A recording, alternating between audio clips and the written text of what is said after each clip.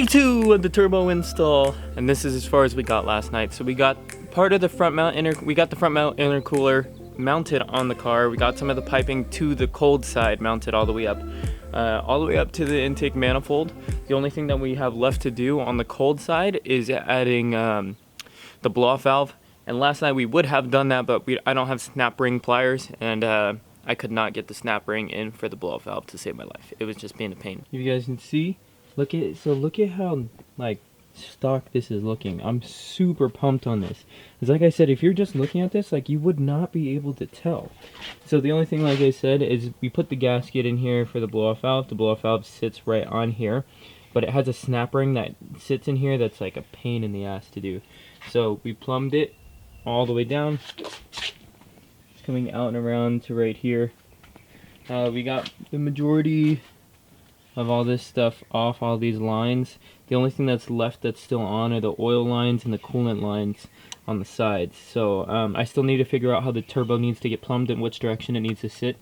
But I'm probably just going to pop these lines off, jam a bolt in them so they don't leak too much. And then, yeah, then we'll move from there. So I'm going to get back to working, and we're going to merge once again. I got to stick this one.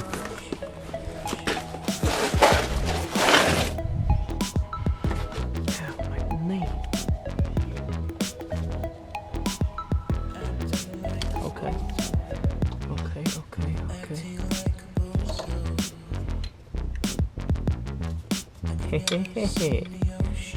Only a little bit of a miss. Alright, let's go get the other bolt.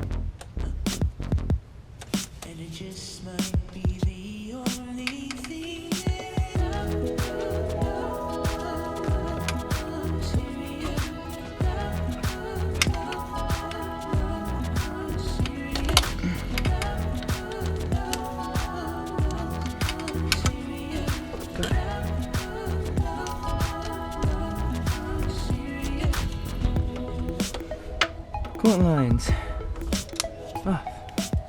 Okay. Okay, baby. That worked out perfectly with those bolts. The next thing that I want to do is pull off this oil line right here. Which sounds that sounds reasonable and logical.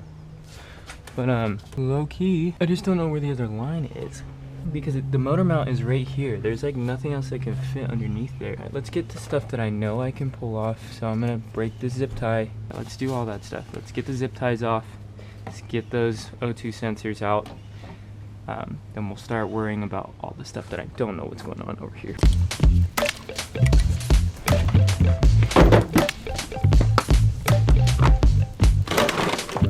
feel like that's gonna be like a 14. A bit bigger than a 14. Alright. Oh, yep. Whoever saw that coming.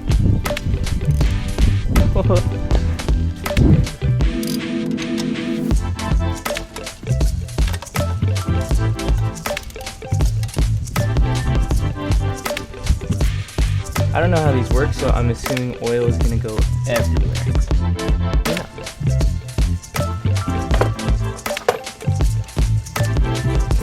Gonna do.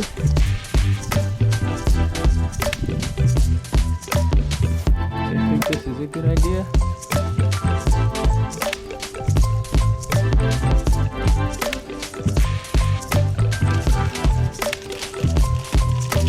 This is probably gonna be heavy as fuck. I literally don't know what else this thing is attached to. I don't see any other lines on it, so I guess we'll figure that out. That's kind of like a crappy way to say it, but I guess that's all that I got.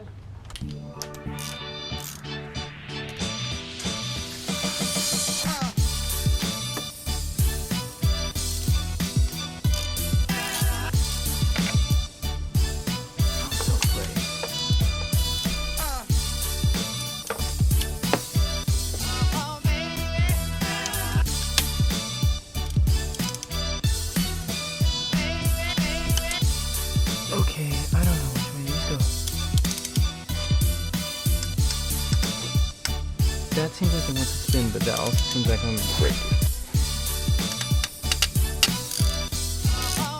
Lefty loosey, righty tighty, right? Fuck.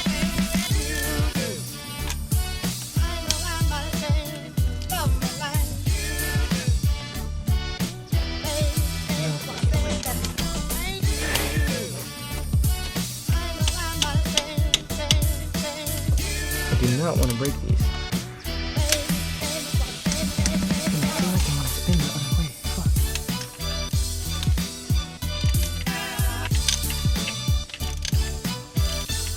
Okay. This one was already loose, so I know which way they spin now.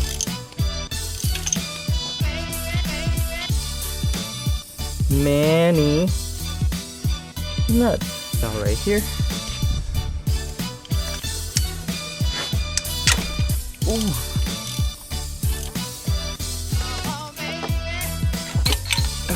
And some of these just come right up.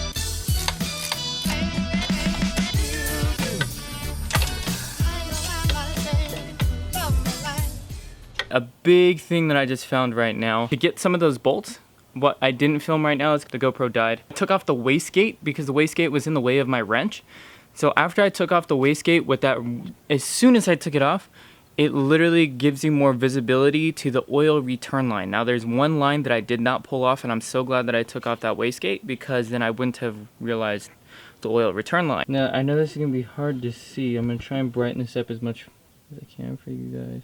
Alright, so these flanges right here, this bolt and this bolt right here is where the wastegate sits. Now the wastegate sits like pronounced right in this area right here, which blocks this hose right here. Let's see if I can focus it on there for you.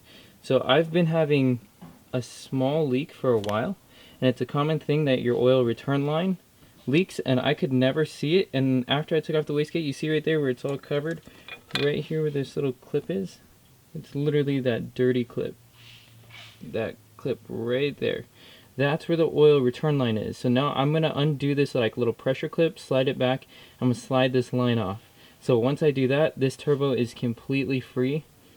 But that's the thing. Like, you got to make sure that you get this. Because I almost just took off my turbo with that still on, which would have been bad.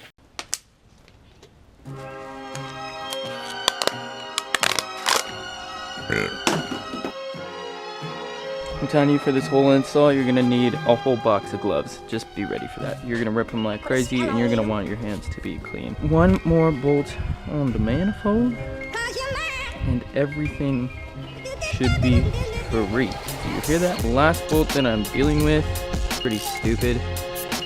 It's back on here, and I low-key have no idea how I'm gonna get this. So the predicament right now is literally one bolt right here in the corner. Everything else is doable. You can do by hand with no specialty tools other than, like I said, a swivel. But everything's pretty straightforward. This is the only bolt that I'm gonna have an issue with. Now I may be able to get creative and get this thing off. I don't know how handy or capable everybody at home is. Like, obviously there's some of you who are gonna be way more capable than I am, but what I'm saying is, as an ease factor for beginner learner, this is pretty easy, pretty straightforward. All you gotta do is pay attention to the two coolant lines, the oil feed at the top and the oil drain, the oil return down here, and then the 10 bolts for the exhaust manifold. Obviously you're gonna wanna get your catalytic converter out first. That would be ideal, but obviously you guys know my situation, I can't do that. So this is like worst case scenario. You're pulling it out with the cat, so make sure the two bolts at the bottom are undone for the cat. Make sure your O2 sensors are unplugged, and then once you do all that, it's pretty much straightforward. Just get a bolt like this, and right here, and jam it in here, and you're cool.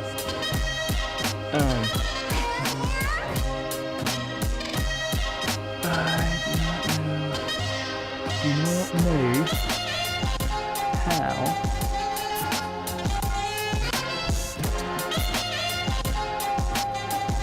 I'm going to get that bolt. I'm gonna brainstorm. I'm gonna get you guys back on here as soon as I'm done. What's up, Jesse? Hi. Shout out my boy coming through. Are you recording? Yeah, I'm recording. There's some baller moves right there, but So this thing is what's really fucked up about this. That bolt that I was showing you guys all the way down, bolt that sits right there all the way back down the corner, you literally have to pull off everything. So the whole power steering pump, the boost lines, everything has to come unbolted, and the serpentine belt, everything has to come off to get just that one bolt. Yeah, so that one bolt has to come out. You want to move the battery. Okay, the battery. Don't listen to me, I'm not. I don't do this stuff. Alright, so now I'm gonna pull out the manifold, and then we're gonna start putting in all the new shit, so send it. Alright guys, so unfortunately I'm gonna have to split this into two separate videos. So where we got stuck yesterday is all the bolts and everything are off the manifold completely. The 10 bolts for the manifold, the first half of the housing of the turbo, so the actual turbo itself, not the back housing, is separated, and all the lines are off, and this thing does not want to come out. Now I literally, just upon looking at it again, I figured out exactly what's wrong with it. So as you can see, the manifold, all the 10 bolts, the 5 on the top and the 5 on the bottom are removed. The front half of the turbo is removed. All the lines are all separated and everything like that. But what you don't see, let's zoom in right here. Yeah, there's an L-shaped bracket in right here. Yep, there you go. You can just barely see it behind the turbo.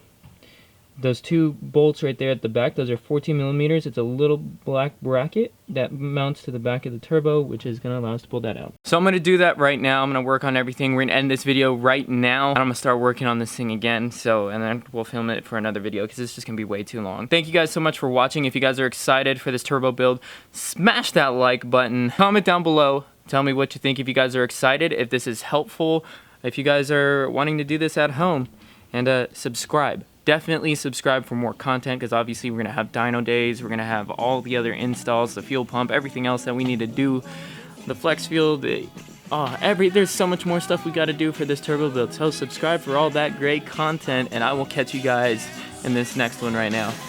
Later. I'm out.